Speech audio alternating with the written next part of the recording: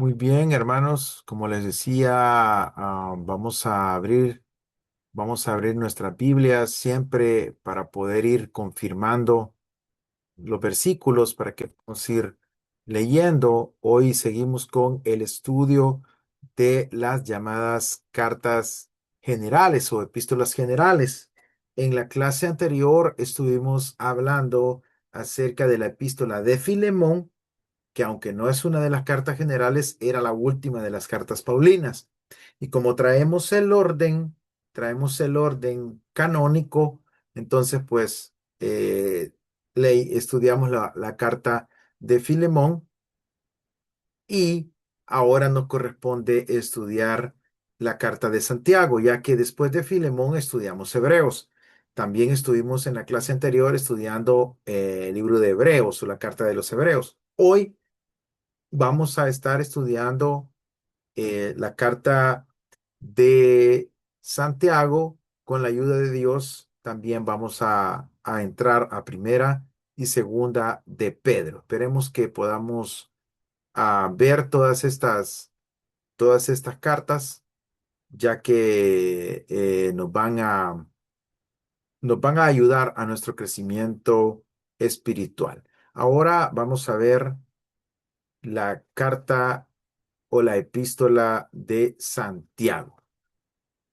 Ahí tenemos ya en nuestra pantalla la información y vamos a iniciar. Epístola a Santiago. Por su fuerte énfasis en las obras y por su marcado énfasis en las normas éticas y un cierto legalismo que se observa en Santiago, algunos eruditos, que son algunos estudiosos expertos, en este caso como Martín Lutero, la llama epístola de paja. No es universalmente tan aceptada, pero su inspiración la hace una carta normativa y con autoridad para nosotros hoy. ¿Qué significa esto que acabamos de leer? Bueno, Santiago es una de las epístolas que tuvo dificultades para ser aceptada como una carta canónica, es decir, considerada 100% inspirada y formar parte de los libros que son considerados autoritativos. ¿Por qué razón? Bueno, porque esta carta hace un fuerte énfasis en la ética del cristiano y también en las obras que el cristiano tiene que llevar a cabo. Esta carta pone un acento muy fuerte en lo que tiene que ver con el comportamiento de las personas que profesan una fe. Esta carta tiene ese énfasis fuerte. Entonces, eso hizo que algunos estudiosos en el tiempo de la Reforma y en tiempos anteriores la consideraran como una carta que tenía un tono un poco legalista en el sentido de que ponía mucho énfasis en la forma de actuar de aquel que ha sido salvo.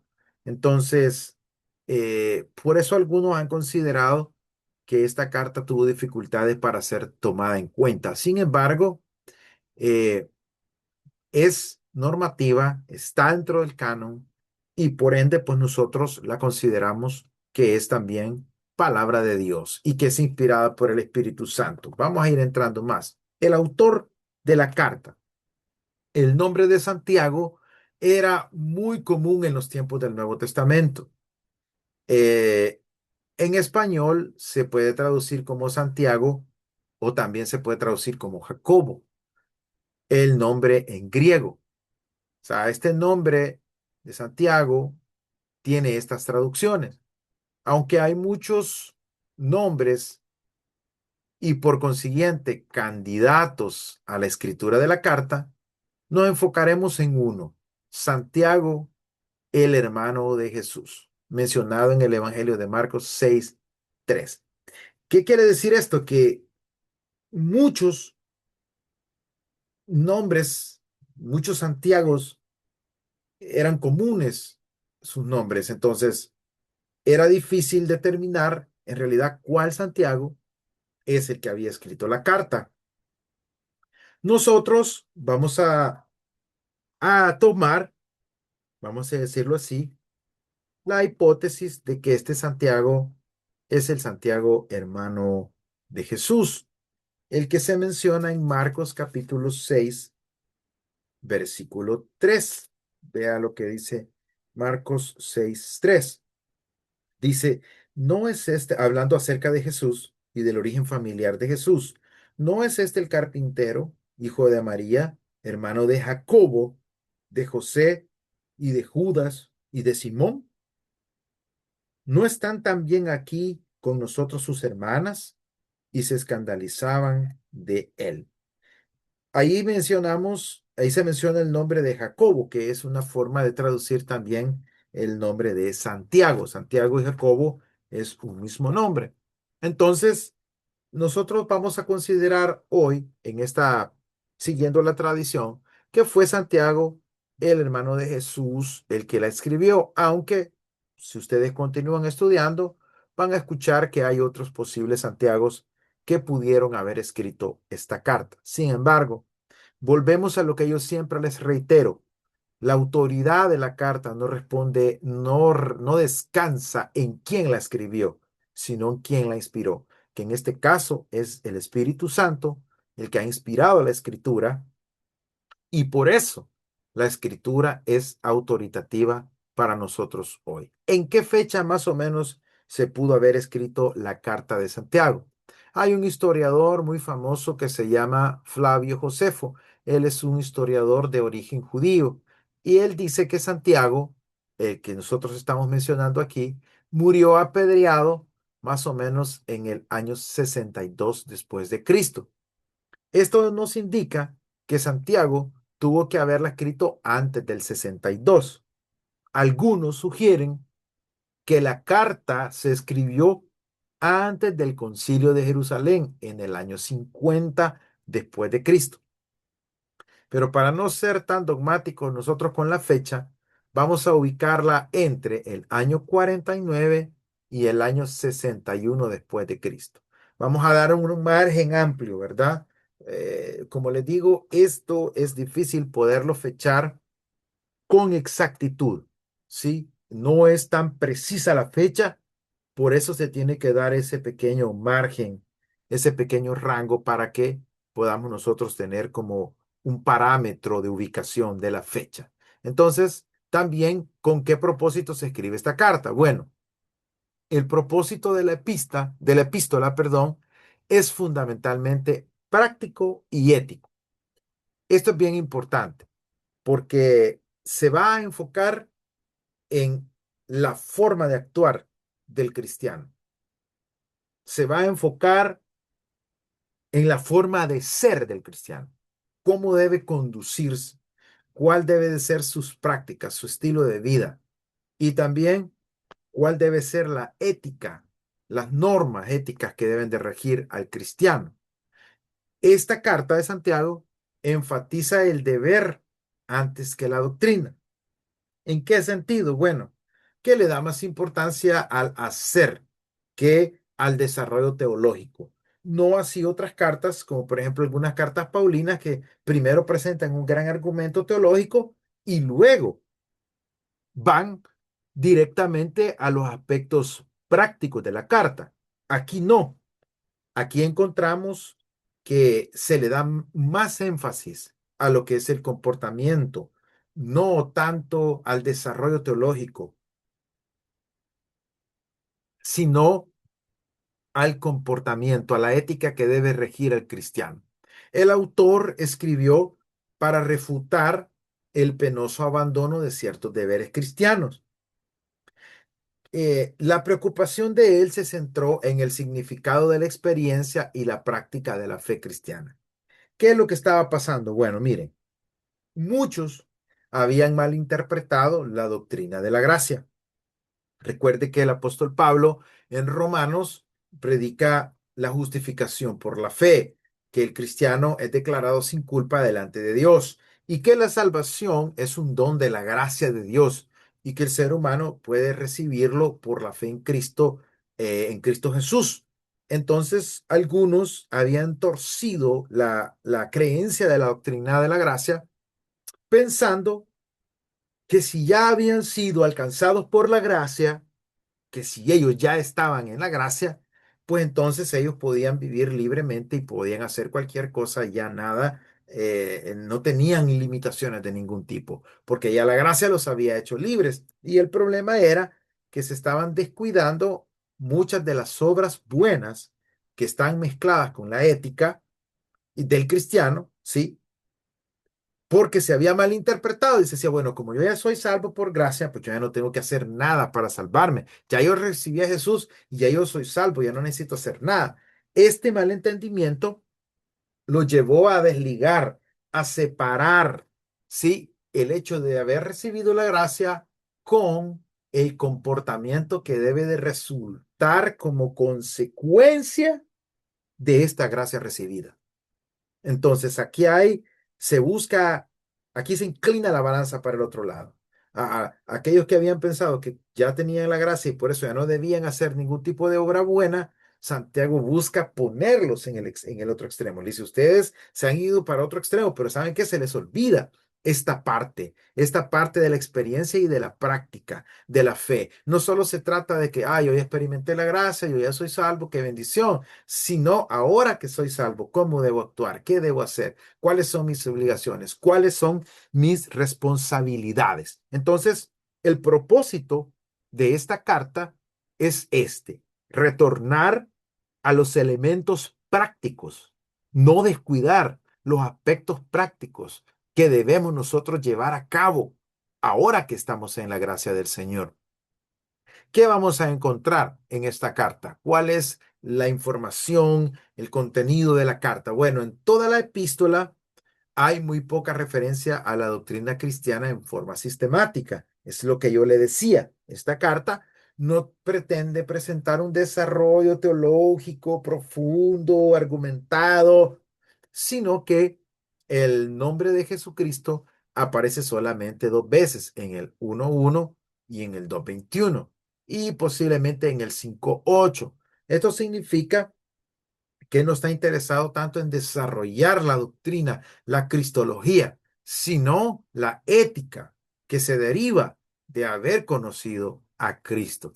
Se menciona la sinagoga como un lugar de reunión más bien que a la iglesia. Y esa es una de las razones por las cuales algunos teólogos pensaban que esta carta era más dirigida a judíos que a cristianos, ¿sí? Porque se menciona la sinagoga como un punto de reunión. Posiblemente esta carta circuló cuando la iglesia todavía no se había separado 100% del judaísmo. Recuerde que cuando la iglesia nace, está revuelta con los judíos, o sea, está mezclada con los judíos. Y poco a poco, conforme los años van pasando, la iglesia va tomando su rumbo y el judaísmo sigue su rumbo que ya traía. Entonces, posiblemente esta carta representa la evolución estructural de aquella época. Las ilustraciones que en esta carta se mencionan, es decir, los ejemplos que se ocupan para presentar los principios éticos en esta carta, son tomadas directamente del Antiguo Testamento y también son tomadas en algunas otras ocasiones de la vida rural de aquella época antigua.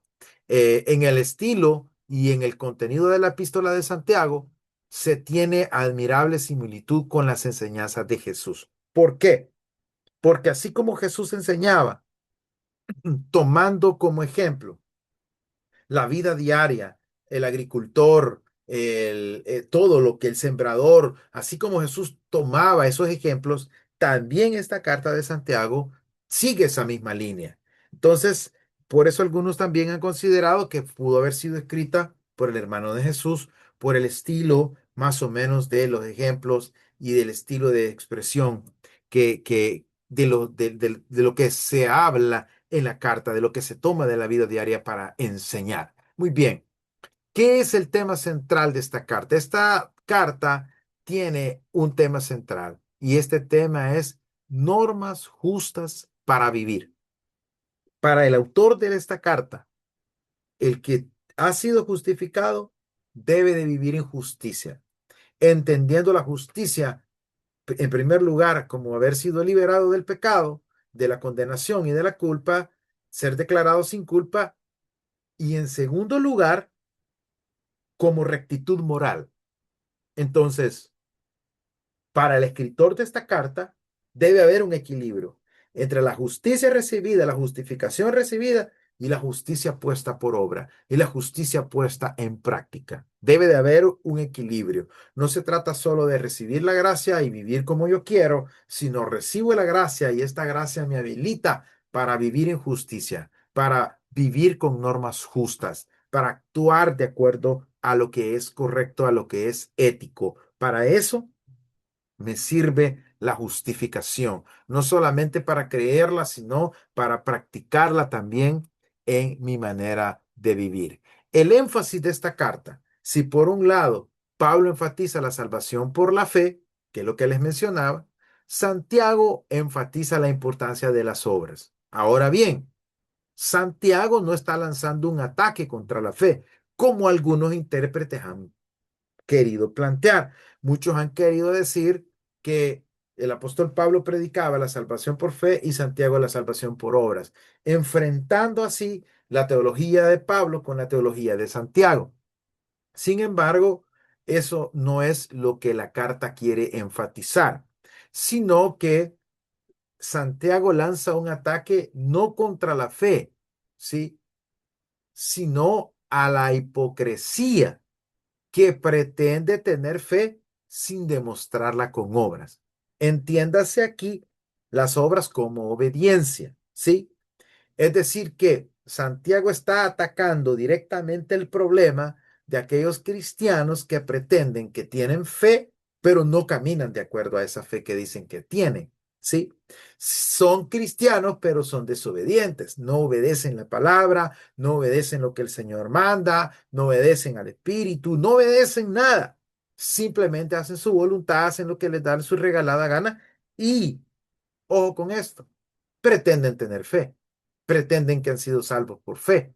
Entonces Santiago dice, ¿sabe qué es esa hipocresía? Usted no tiene claro, usted no está entendiendo lo que la gracia en realidad es. La gracia y la fe te van a transformar y el resultado va a ser una vida de obras buenas, una vida que te va a permitir caminar en justicia, haciendo lo que es correcto. Santiago, hermanos, en su énfasis de la carta, no niega la necesidad de la fe, pero insiste en que la fe debe de producir frutos. Eso es muy importante, hermanos, sobre todo hoy en día, porque estamos viviendo tiempos en los que las personas están acostumbradas a ir a las iglesias y sus vidas no cambian. Están metidos en una iglesia cristiana, se supone que aceptaron a Cristo, se supone que son creyentes, pasan años en sus iglesias, pero sus vidas siguen siendo la misma amargura, el mismo chismerío, la misma lengua larga, la misma persona juzgona, criticón, problemático, peleonero, mentiroso, que hace negocios falsos, sucios, eh, depravado en sus placeres, o sea, pero si usted le pregunta, es cristiano, es cristiano. Entonces, eso es lo que Santiago está atacando aquí. Santiago no niega que la fe te permita recibir salvación, pero él insiste en que esta fe debe producir fruto. Ah, ok, tú creíste o tú crees en Jesús. Ah, excelente, te felicito. ¿Cómo vives? ¿Cuáles son tus acciones? ¿Cuáles son tus frutos? ¿Cómo te comportas? ¿Cómo te conduces? ¿Cómo actúas? ¿Cómo hablas? ¿Cómo te relacionas? ¿Sí? Aquí es una confrontación directa a través de esta carta. Algunos suponen que esta enseñanza está en contraposición con la de Pablo. Algunos dicen no, porque Pablo dice de que el que se es salvo por la gracia y no por las obras de la ley. Sin embargo, queridos hermanos, la fe y las obras son dos caras de la misma moneda. Es decir, la fe que te permite recibir la gracia, esa misma fe es la que te permite vivir de acuerdo a la gracia recibida.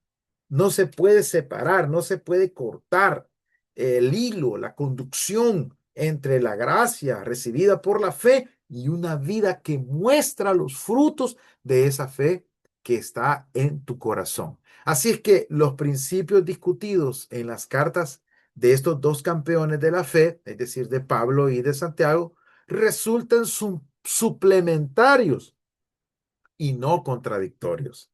En lugar de verlos como que Pablo enseña una cosa y Santiago enseña otra, debemos de verlos como una complementando a la otra, ampliando a la otra, ¿sí? Perfeccionando a la otra. Aquella se enfatiza en lo que es la gracia espiritual, la gracia recibida a través de la fe, y la otra te confronta acerca de cómo debes vivir esa fe recibida, cuál debe de ser tu comportamiento, cuál debe de ser tu actitud. Y en ese sentido, quiero que veamos, por ejemplo, ahí por favor abra su Biblia en la carta de Santiago. Por ejemplo, él dice en el capítulo 1, versículo 7, dice, no piense pues quien tal haga que recibirá cosa alguna del Señor, es decir, el que pide dudando. El hombre de doble ánimo es inconstante en todos sus caminos. O sea, está diciendo, si usted tiene fe, usted no puede estar dudando. Si usted tiene fe, tiene que vivir con seguridad de la fe que usted profesa y de lo que Dios ha hecho. Usted no puede tener doble ánimo. No puede querer hoy agradar a Dios y mañana estar en el mundo. Debe de querer lo que la fe dice que debe de querer y caminar como la fe dice que debe de caminar. Por eso dice él en el 9: el hermano que es de humilde condición, gloríese en su exaltación, pero el que es rico en su humillación, porque él pasará como la flor de la hierba. Porque cuando sale el sol con calor abrasador, la hierba se seca y su flor se cae, y perece su hermosa apariencia. Así se marchitará el rico en todas sus empresas. Este es un mensaje tremendo, es tremendo. Luego dice aquí, vamos a leer otro texto. Por ejemplo, dice, por esto, mis hermanos, estoy en el 1:19. Por esto, mis amados hermanos, todo hombre sea pronto para oír y tardo para hablar, tardo para irarse, porque la ira del hombre no obra la justicia de Dios. Vea qué interesante, nos hace un llamado a controlar el enojo, a controlar la ira, a no querer hacer justicia estando airados, porque esa justicia no será la justicia de Dios. Por lo cual dice, desechando toda inmundicia y la abundancia de malicia, recibid con mansedumbre la palabra implantada, la cual puede salvar vuestras almas. Y luego dice en el 22, pero sed hacedores de la palabra y no tan solamente oidores, engañándoos a vosotros mismos. Entonces, un llamado a no solo oír la palabra, sino a hacer la palabra, a caminar de acuerdo a la palabra. Por ejemplo, en el capítulo 2 nos presenta una confrontación fuerte con respecto a las malas maneras de proceder que a veces tenemos. Por ejemplo, vea lo que dice en el 2:1, hermanos míos, que vuestra fe en nuestro glorioso Señor Jesucristo sea sin acepción de personas. Es decir, ok, si tú tienes fe, deja de andar haciendo acepción de personas. Porque si en vuestra congregación entra un hombre con anillo de oro y con ropa espléndida, y también entra un pobre con vestido andrajoso, y miráis con agrado al que trae la ropa espléndida y le decís, siéntate aquí en un buen lugar, y dices al pobre, estate tú allí en pie o siéntate aquí bajo mi estrado. ¿Cómo no hacéis distinciones entre vosotros mismos y venís a ser jueces con malos pensamientos? Hermanos míos amados, oíd. No, no ha elegido Dios a los pobres de este mundo para que sean ricos en fe y herederos del reino que ha prometido a los que le aman. Pero vosotros habéis afrentado al pobre. ¿No os oprimen los ricos y no son ellos los mismos que os arrastran a los tribunales?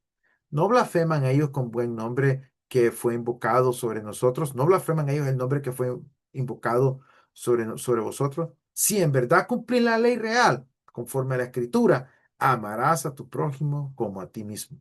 Bien hacéis. Pero si hacéis acepción de persona, cometéis pecado y quedáis convictos por la ley como transgresores. Qué tremendo, hermano. Esta es una porción tremenda, fuerte. O sea, si nosotros andamos diciendo, este hermanito que tiene dinero o esta hermanita que tiene dinero, esto sí, sí es mi amiga, ¿verdad? Estos sí son los míos, ¿verdad? Pero esos pobretones, muertos de hambre, esa gente, ay, no, hermano, esa gente que no venga a la iglesia, estamos pecando.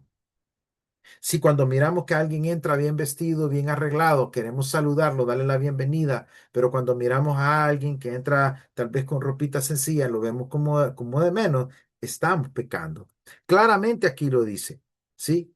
Claramente aquí lo dice. Si hacéis acepción de personas, cometéis pecado y quedáis convictos por la ley como a transgresores. Es decir, si tú quieres ser un verdadero practicante, si quieres ser alguien que de veras se rige por la palabra, por la ley, entonces tienes que dejar de hacer acepción de personas. Entonces, vea qué interesante. Esta palabra es fuerte.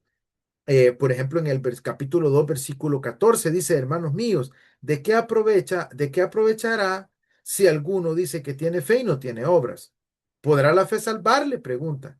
Y si un hermano o una hermana están desnudos y tienen necesidad del mantenimiento de cada día, y alguno de vosotros le dice, id en paz, calentados y saciados, pero no le dais las cosas que son necesarias para el cuerpo, ¿de qué aprovecha? Así también la fe, si no tiene obras, es muerta en sí misma. Entonces, ¿qué es lo que quiere decir él?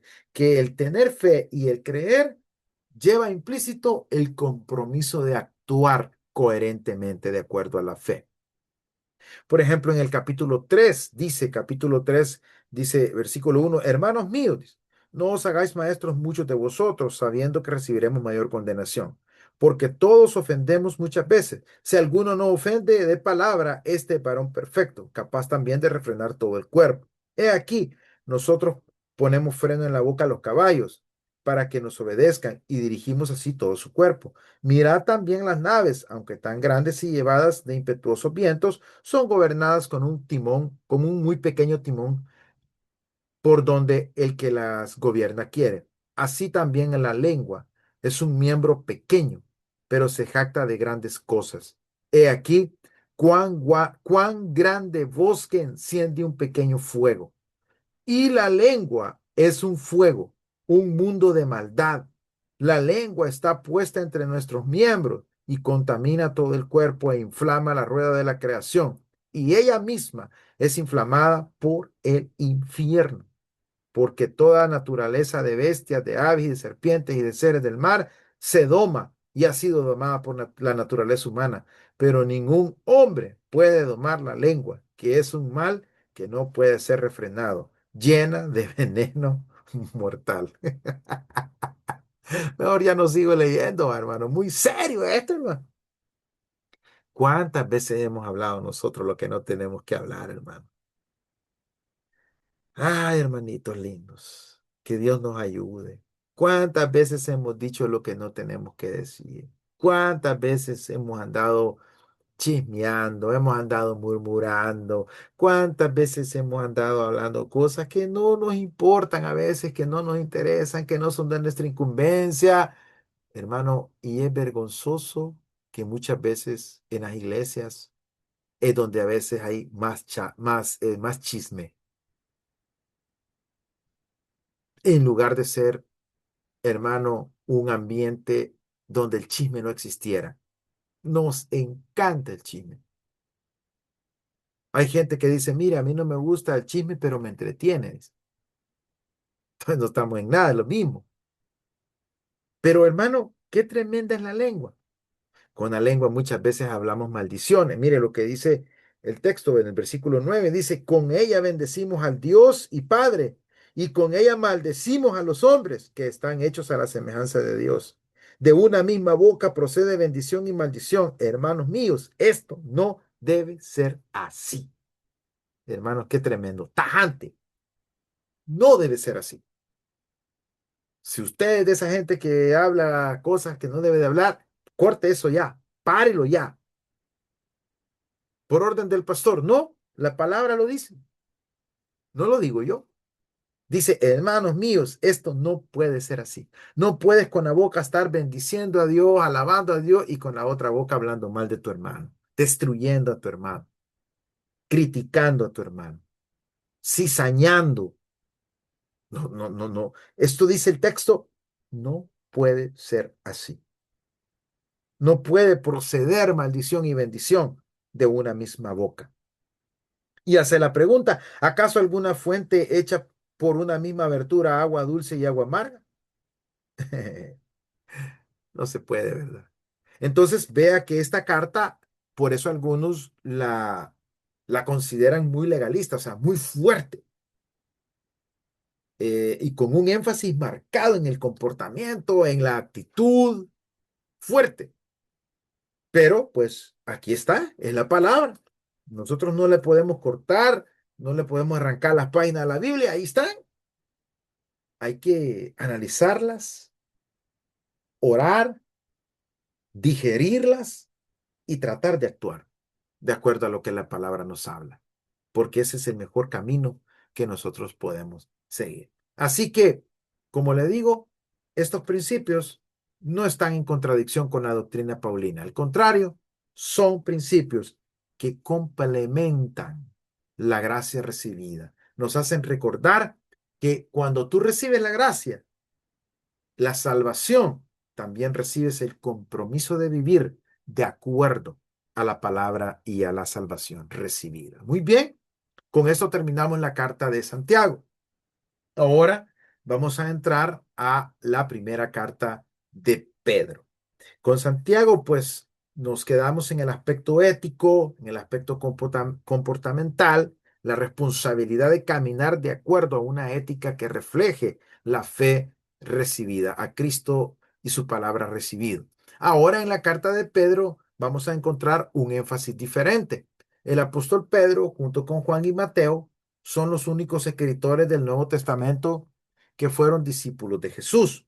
Es decir, porque el apóstol Pablo no caminó en la tierra de Judea con Jesús, sino que él es llamado posteriormente y fue el que escribió la mayor cantidad de cartas. Y en el caso de Santiago, pues él era hermano de Jesús, pero ellos no fueron discípulos de Jesús. Al principio ellos se negaban a creer en Jesús. Fue hasta después que ellos, al verlo resucitado, ellos entendieron que Jesús era el Mesías. Entonces, por esa razón es de que aquí estamos diciendo que Pedro, Juan y Mateo son los únicos escritores del Nuevo Testamento que en verdad fueron discípulos de Jesús. Es decir, que anduvieron en los 12, en el círculo íntimo de los 12 discípulos de Jesús. Pedro nos dejó un legado valioso para la vida cristiana.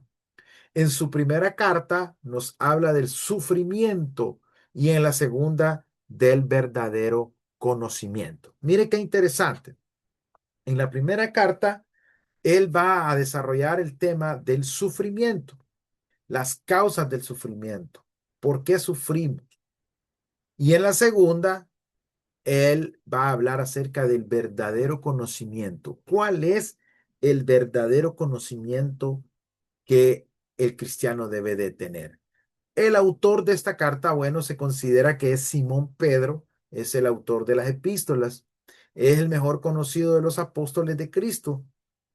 Como la mayor parte de sus camaradas, también él era Galileo, era un pescador de oficio y fue traído a Cristo al comienzo de su ministerio. Eso lo podemos encontrar nosotros en el Evangelio de Juan, capítulo 1, Juan 1, versículo 41 y 42. Vea, lo vamos a leer aquí. Dice Juan 1, 41 y 42. Dice, este halló primero a su hermano Simón y le dijo, hemos hallado al Mesías, que traducido es el Cristo. Y le trajo a Jesús. Y mirándole Jesús, dijo, tú eres Simón, hijo de Jonás, tú serás llamado Cefas, que quiere decir Pedro. Entonces allí tenemos el momento en el que Pedro se se conoce con Jesús y entra ya en una relación de seguimiento con nuestro Señor Jesucristo. Entonces se considera que Pedro escribió estas cartas. Obviamente algunos no van a estar de acuerdo con esto, pero nosotros siguiendo la tradición aceptamos que la escribió Pedro. ¿Cuáles son las características que tiene la carta de Pedro? Primera de Pedro se parece mucho a las epístolas de Pablo en el estilo general, en la forma en la que presentan el mensaje, el contenido. Y resulta también un poco semejante a Romanos y a Efesios en su lenguaje y en la forma en que ha sido estructurada. La influencia de Pablo sobre Pedro no debiera de sorprendernos, ya que se conocían muy bien entre los dos. ¿Por qué decimos esto? Bueno, en Gálatas capítulo 2, por ejemplo, acompáñeme por favor a Gálatas capítulo 2. Vamos a ver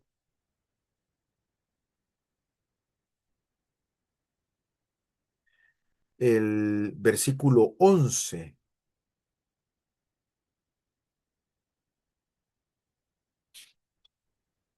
2:11 al 21. Dice,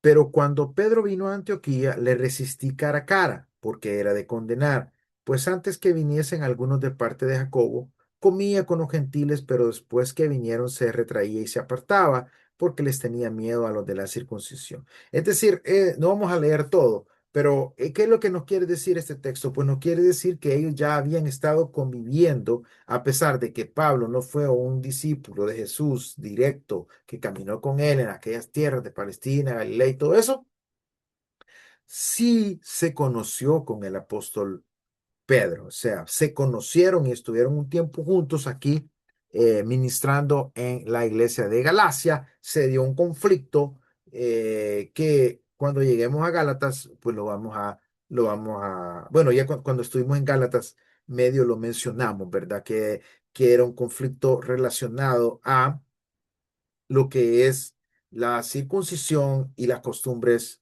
del judaísmo y del cristianismo. Entonces no voy a entrar en eso porque ya no voy a poder avanzar. Entonces, de una de otra manera, hay una influencia de Pablo sobre la teología de Pedro. ¿Cuál es el tema de esta primera carta? El tema es la salvación en medio del sufrimiento. Es muy importante, hermanos, que nosotros entendamos que el venir a Cristo, el aceptar a Cristo, no nos va a eximir de sufrir. Y aquí es donde aquí vamos a poner el dedo en la llaga, ¿verdad? Porque muchas veces las personas piensan que porque son cristianos, todo les va a salir bien, todo les va a ir bien, y la vida va a ser un jardín, y va a ser un lecho de rosa, y va a ser solo felicidad, sonrisa, besito y abrazo.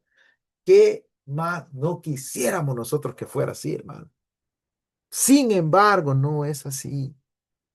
El sufrimiento es parte de la existencia misma. Y esta carta de Pedro nos habla de la salvación en medio del sufrimiento. Aún en medio de los momentos más duros, allí hay salvación de parte de nuestro Señor.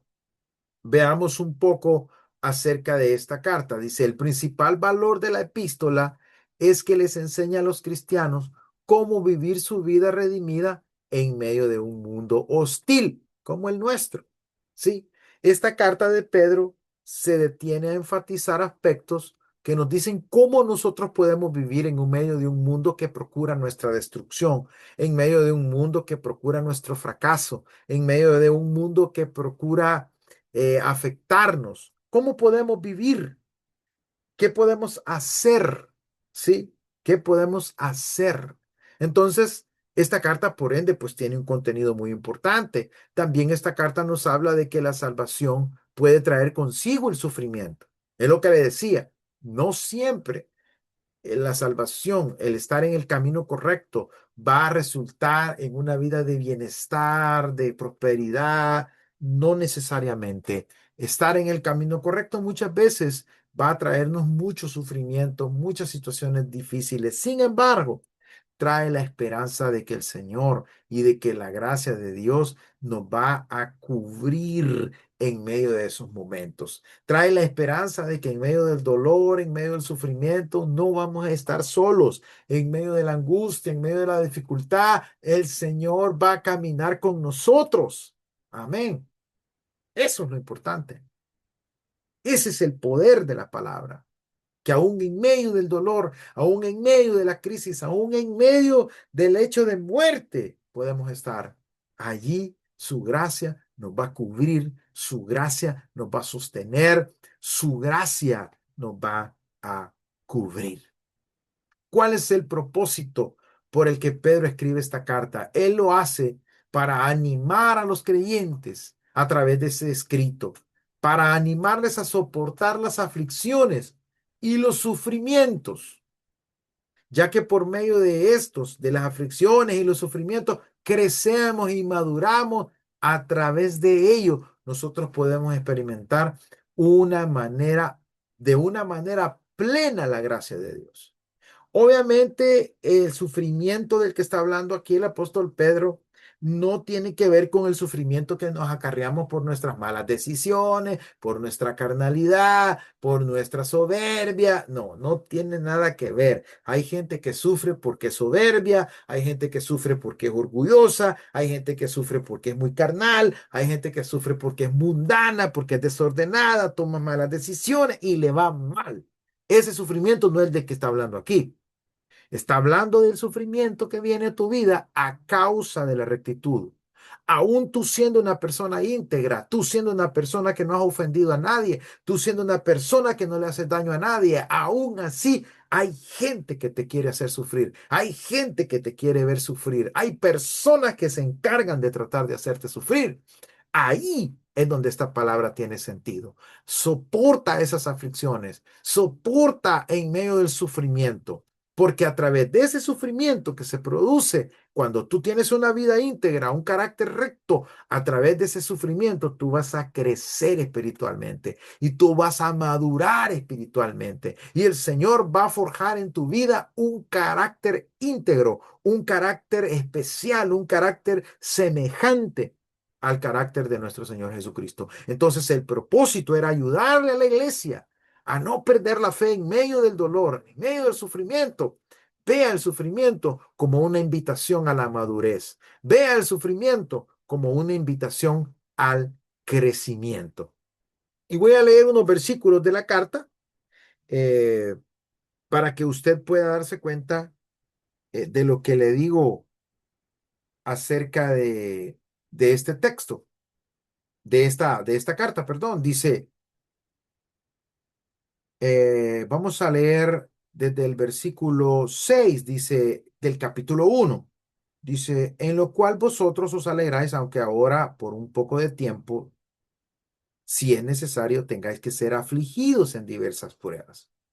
¿Para qué? Mire lo que dice aquí. Sometida a prueba vuestra fe, mucho más preciosa que el oro, el cual, aunque perecedero, se prueba con fuego, sea hallada en alabanza, gloria y honra cuando sea manifestado Jesucristo, a quien amáis sin haberle visto, en quien creyendo, aunque ahora no lo veáis, os alegráis con gozo inefable.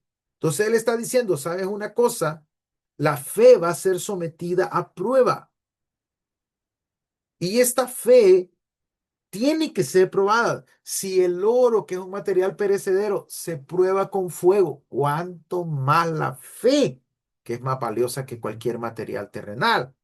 Entonces Él quiere animarles a que no se rindan en medio de las pruebas, en medio del dolor, en medio de la dificultad.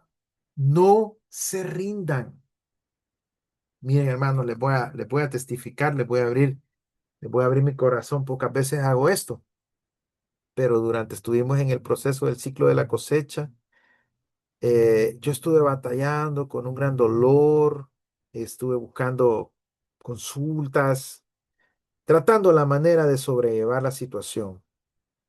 Pero a veces en las madrugadas me despertaba el dolor, un dolor tan fuerte y yo le decía a mi esposa, mira, si yo no logro estar en la cosecha, si me llega a pasar esta situación a más y me tengo que estar en el hospital, pues por favor, predica tú, que no se detenga la cosecha, porque las personas tienen que oír el mensaje de salvación y muchos van a aceptar a Jesús como Salvador. No podemos dejar de predicar. Muchos piensan, hermanos, que los pastores tenemos una vida cómoda, una vida fácil, que todo se nos da y que somos, que vivimos como esas personas que magnates, millonarios. No, hermanos, es todo lo contrario. Nosotros enfrentamos luchas, dificultades, pruebas constantes, críticas, señalamientos, dificultades, oposición, enfermedades, y aún así tenemos que estar al frente apoyándoles, animándoles a ustedes a que no se rindan en sus vidas. Porque eso es lo que el Señor hace con su palabra. Y yo estaba en medio de mucho dolor. Y cualquiera podría pensar, pastor, pero si usted está predicando, si usted está sirviendo, ¿y por qué se va a enfermar? Hermano, no estamos exentos.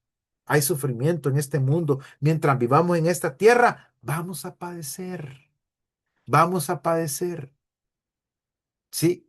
Así que no debemos nosotros, no debemos nosotros de desmayar. Debemos de seguir adelante. Amén. Así que Pedro nos anima que a través de las dificultades, que a través de los sufrimientos, nosotros sigamos. Y esto nos va a permitir una madurez. Por eso dice, si tu fe es probada, dice, una fe más preciosa como que el oro, va a resultar en alabanza, gloria y honra de nuestro Señor Jesucristo. Así que este es el propósito. O sea, la fe va a ser probada, queridos hermanos. Por ejemplo, vea lo que dice aquí.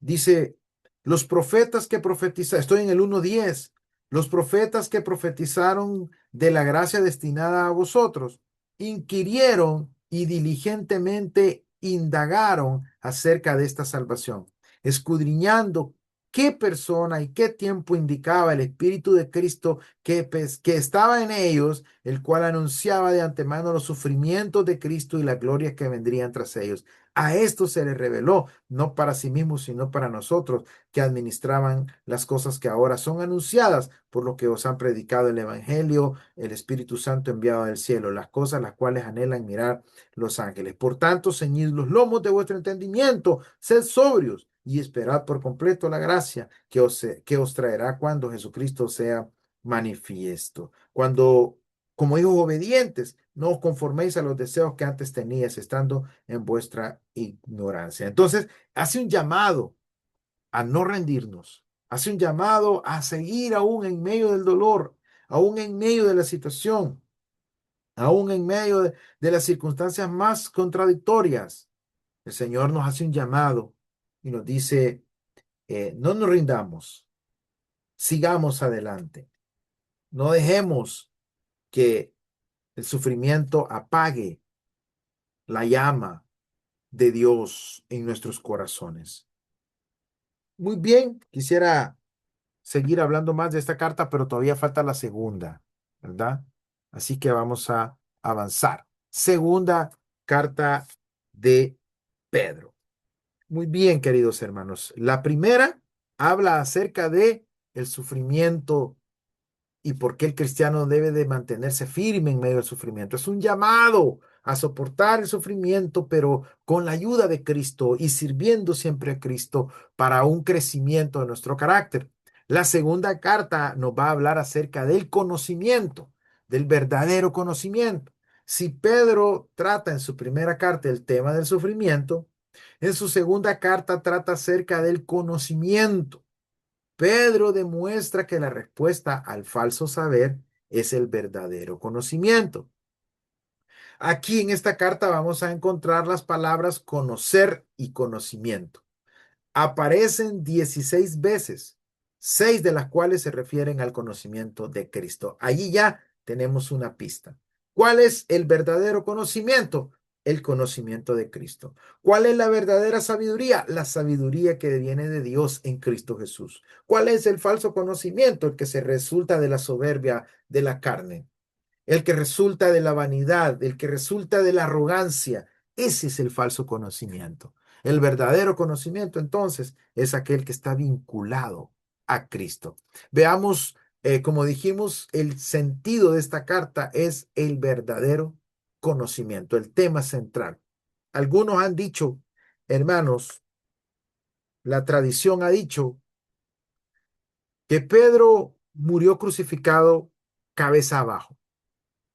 Ahora, ¿por qué estoy trayendo a colación esto? Porque este mismo personaje que lo negó a Jesús después que Jesús fue crucificado, o en el tiempo que Jesús iba a ser crucificado, Pedro lo negó 3 veces. Ese mismo que lo negó fue transformado a través del verdadero conocimiento de Dios. Por eso hoy está escribiendo sobre el conocimiento. Así como él negó a Jesús, luego en Hechos capítulo 2 recibe la llenura del Espíritu y tiene un conocimiento más profundo del poder de Dios. Llega al final de sus días dispuesto a morir a causa de Cristo por ese verdadero conocimiento que él había recibido. Veamos un poco sobre el contenido de la evaluación de esta carta. Dice, la máxima contribución que segunda de Pedro hace a las enseñanzas del Nuevo Testamento la constituyen sus declaraciones acerca de las Escrituras, entendiendo primero esto, que ninguna profecía de la Escritura es de interpretación privada, porque nunca la profecía fue traída por voluntad humana, sino que los santos hombres de Dios hablaron siendo inspirados por el Espíritu Santo. Esta carta está diciendo que el verdadero conocimiento es el conocimiento que viene de Dios y que fue inspirado por el Espíritu Santo a los profetas. La profecía dada en la Biblia, dice Pedro, es el verdadero conocimiento. La profecía registrada por estos hombres de Dios, ese es el verdadero conocimiento.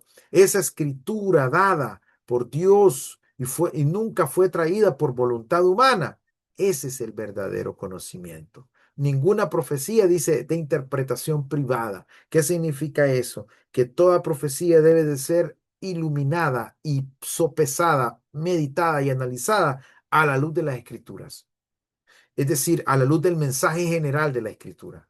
El mensaje general de la escritura es lo que va a determinar si una profecía es verdadera o no lo es.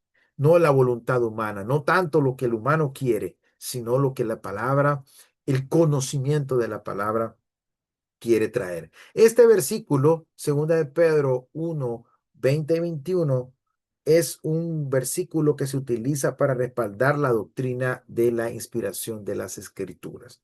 Se cree entonces que esa profecía traída por voluntad divina a través de esos santos hombres de Dios es dada por el Espíritu, es soplada, es inspirada por el Espíritu, es insuflada, fue producida por el propósito del Espíritu Santo.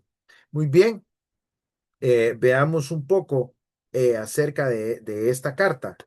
Veamos ahí si usted tiene ah, su Biblia, tiene su Biblia abierta ahí. En el capítulo 2, por ejemplo, este es un capítulo muy fuerte, es un capítulo muy fuerte, pero vamos a darle un poco de lectura. En el capítulo 2, por favor, abra su Biblia, segunda de Pedro, capítulo 2 dice, pero hubo también, haciendo referencia, falsos profetas entre el pueblo. Sí, está tomando una analogía de cómo pasaba en el pueblo de Israel, en el pueblo antiguo. Dice, hubo también falsos profetas entre el pueblo. ¿Cómo habrá entre vosotros falsos maestros? ¿Cuál es la diferencia entre un falso profeta y un falso maestro? El falso profeta vaticina, es decir, profetiza, anticipa que van a pasar cosas y no suceden. Ese es un falso profeta. Él hace predicciones que no se cumplen, asegura cosas que no pasan. Ese es un falso profeta. Y dice aquí que así como hubieron falsos profetas, habrán en medio de la iglesia o se van a levantar en medio en los tiempos falsos maestros. Vea que no dice falso profeta, sino dice falso maestro. ¿Cuál es la diferencia? El falso profeta vaticina, ¿sí? Anticipa cosas, eh, pronostica cosas que no se cumplen. Pero el falso maestro, a diferencia, enseña doctrinas incorrectas. Los falsos maestros dice que van a introducir encubiertamente herejías destructoras. Ahí está la diferencia. El falso profeta generalmente no desarrolla una doctrina, sino da mensajes supuestamente en nombre de Dios, pero no se cumple. El falso maestro construye todo un sistema doctrinal, construye todo un sistema de enseñanzas y dice que son herejías, es decir, son opiniones propias de él que se separan de lo normal, que se separan de la norma, del resto de los demás. Y es una opinión muy propia de él. Es una creencia muy propia de él y la introduce, ¿sí? La introduce encubiertamente. Dice que son encubiertamente herejías destructoras y aún dice, negarán al Señor que los rescató, atrayendo sobre sí mismos destrucción repentina. Es decir, que el falso maestro muchas veces va a construir doctrinas que van a terminar sacando a Jesús del plano de la salvación. Y aquí, por ejemplo, hubo un señor que se llamaba, creo que se llamaba José Luis Miranda, creo que se llamaba José de Jesús Miranda, no recuerdo bien. Él desarrolló una secta que se llamaba Creciendo en Gracia. Así empezó. Al inicio dijo que él era Jesús, que el Espíritu de Jesús estaba en él y que él era Jesús encarnado. Pero luego dijo que era el anticristo. Dijo que ya no era Jesús, sino el anticristo. Y obligaba a los miembros de su secta que se tatuaran los 36, el 666. Al final dijo que él era inmortal. Les aseguró que él era inmortal, que él iba a ser levantado. Y al final murió como todo un mortal. Sus enseñanzas trastornaron a mucha gente. Entonces, un falso maestro. Luego dice en el versículo 2 del capítulo 2 dice, y muchos seguirán sus disoluciones, sus vidas morales desordenadas, por causa de los cuales el camino de la verdad será blasfemado. Y por avaricia harán mercadería de vosotros con palabras fingidas. Sobre los tales, ya de largo tiempo, la condenación no se tarda y su perdición no se duerme. Estos van a hacer negocio de la fe. Van a vender la salvación, van a vender las sanidades, van a vender los milagros, van a enseñar doctrinas extrañas, van a hacer creer a la gente que la gente los necesita a ellos. Ese es un falso maestro. Un falso maestro, un falso líder es aquel que hace creer a la gente que la gente los necesita a ellos. No, no, hermano, ustedes no me necesitan a mí. Yo hoy soy el pastor, mañana va a ser otro. Ustedes necesitan a Cristo Jesús. El día que ustedes despeguen su mirada de Cristo y pongan su mirada en un líder, hermano, ese día ya sacaron a Cristo de la ecuación y ustedes, al igual que estos falsos maestros, peligran en su salvación. Ustedes necesitan a Cristo, no a ningún hombre, porque el que murió se llama Cristo, no, no, no ningún pastor, ni ninguna pastora, nada. Y por eso dice, y muchos seguirán sus disoluciones por causa de los cuales el camino de la verdad será blasfemado. Y por avaricia harán mercadería de vosotros con palabras fingidas. Ahí está. Sobre los tales ya de largo tiempo hay condenación y no se tarda y su perdición no se duerme. Versículo 4 dice, porque si Dios no perdonó a los ángeles que pecaron, sino que arrojándolos al infierno, los entregó a prisiones de oscuridad para ser reservados al juicio, y si no perdonó al mundo antiguo, sino que guardó a Noé, pregonero de justicia, con otras 7 personas, trayendo el diluvio sobre el mundo de los impíos, y si condenó por destrucción a las ciudades de Sodoma y Gomorra, reduciéndolas a ceniza y poniéndolas de ejemplo a los que habían de vivir impíamente, y libró al justo Lot, abrumado por la nefanda conducta de los malvados, porque este justo que moraba entre ellos afligía cada día su alma justa, viendo y oyendo los hechos de los inicuos, Sabe el Señor librar de tentación a los piadosos y reservar a los justos a los injustos, perdón, para ser castigados en el día del juicio. Mayormente aquellos que siguiendo la carne andan en concupiscencia e inmundicia y desprecian el señorío. Atrevidos y contumaces, no temen decir mal de las potestades superiores, mientras que los ángeles, que son mayores en fuerza y en potencia, no pronunciaron juicio de maldición contra ellas delante del Señor. Pero ellos, estos hablando mal de cosas que no entienden, como animales irracionales nacidos para presa y destrucción, perecerán en su propia perdición. Hermano, esto es tremendo. Está contrastando el falso conocimiento que dan los falsos maestros. Es un falso conocimiento que va a llevar a la condenación. Es un falso conocimiento que va a llevar a la destrucción. Por eso, hermanos, ha sido mi preocupación de estudiar. Este ha sido mi deseo de traerlos a las escrituras todos los lunes, todos los lunes. Yo sé que están cansados, yo sé que trabajan pesado, yo sé, hermanos, pero si yo no les enseño la verdad, les van a enseñar el error. Si ustedes no aprenden la verdad, van a aprender la mentira.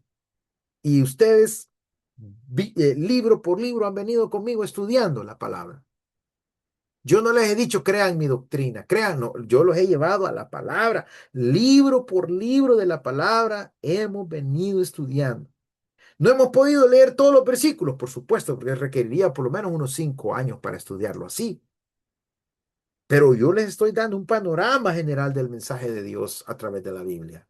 Y ustedes tienen que aprovechar este tiempo y escudriñar las escrituras, porque vienen tiempos muy difíciles, hermanos. Vienen tiempos peores, donde mucha mentira se va a mover, muchas falsas enseñanzas se van a infiltrar en las iglesias, y los que no tengan un fundamento sólido en la escritura van a ser arrastrados, así como lo dice este texto que acabamos de leer. Van a ser llevados a seguir las disoluciones de gente depravada, de gente desordenada, y allí van a andar felices ustedes si no se aferran a la verdad. Por esa razón, hemos estado estudiando la palabra y les animo a que no dejen de estudiar la escritura. Y luego, pues desarrolla algunos temas que están conectados con lo que tienen que ver los juicios venideros que se llevarán a cabo para aquellos que no tienen el verdadero conocimiento de la palabra del Señor. Muy bien, vamos a, vamos a quedarnos hasta aquí en este momento. Si alguno de ustedes tiene alguna duda, alguna pregunta, podemos hablar un poco. Solo quiero leer, por ejemplo, el capítulo 3 por ejemplo, dice, amados, esta es la segunda carta que os escribo, y en ambas despierto con exhortación vuestro limpio entendimiento, para que tengáis memoria de las palabras que antes habían sido dichas por los santos profetas y del mandamiento del Señor y Salvador dado por nuestros apóstoles. Sabiendo primero esto, que en los postreros días vendrán burladores andando según sus propias concupiscencias. Hermano, cada vez hay más locos metidos en las iglesias, fingiendo que son pastores, que son apóstoles, que son profetas, hermano, fingiendo que son un montón de cosas, vendiéndole a la gente frascos con aceite para la unción, vendiéndole a la gente pañuelos ungidos, vendiéndole a la gente astillas de la cruz de Cristo, trocitos de madera de la cruz de Jesús. Hermano, cada vez vamos a ver peores locos. Sabiendo primero esto, dice, que en los postreros días vendrán burladores, andando según sus propias concupiscencias. Y diciendo, mire lo que van a decir, ¿dónde está la promesa de su advenimiento? Porque desde el día que los padres durmieron, todas las cosas permanecen así como desde el principio de la creación. Van a venir y van a decir, bueno, ¿y ustedes que no creen que Jesús va a venir a la tierra? ¿Y por qué no ha venido? ¿Desde cuándo ustedes vienen predicando que Jesús va a regresar y no ha venido? Esto dice, ignoran voluntariamente en el tiempo antiguo, que en el tiempo antiguo fueron hechos por la palabra de Dios los cielos y también la tierra, que provienen del agua y por el agua subsiste. Por lo cual, el mundo de entonces pereció anegado en agua. Pero los cielos y la tierra que existen ahora están reservados por la misma palabra, guardados para el fuego en el día del juicio y de la perdición de los hombres impíos. Mas, oh amados, no ignoréis esto, que para con el Señor un día es como 1000 años y 1000 años como un día. Entonces, ¿qué está diciendo él? Muchos de estos perversos van a enseñar que Jesús ya no va a regresar, que no hay vida después de la muerte, que no hay rendición de cuentas con Dios, que si usted se muere, hasta ahí llega, que esas creencias ya no van a suceder nunca. Y por eso dice aquí el apóstol Pedro, ¿saben una cosa? Dice, se les olvida que para Dios un día es como 1000 años y 1000 años como un día. Es decir, que Dios en cualquier momento puede desatar su juicio, puede hacer lo que quiera sin pedirle permiso a nadie. Y lo que nosotros podríamos pensar que falta mucho para suceder, puede suceder en cualquier momento. Eso es lo que está diciendo aquí el texto, que puede suceder y que esta gente va a tratar de hacerte dudar de la palabra que has creído, de la verdad que has recibido. Pero tú debes de entender que hay un conocimiento verdadero y es el conocimiento de la palabra del Señor. Y si el Señor dijo que va a regresar, va a regresar. ¿En qué día y en qué hora? No lo sabemos, pero debemos de vivir confiados en fe que Él no nos va a dejar y no nos va a dejar desamparados ni tampoco seremos avergonzados.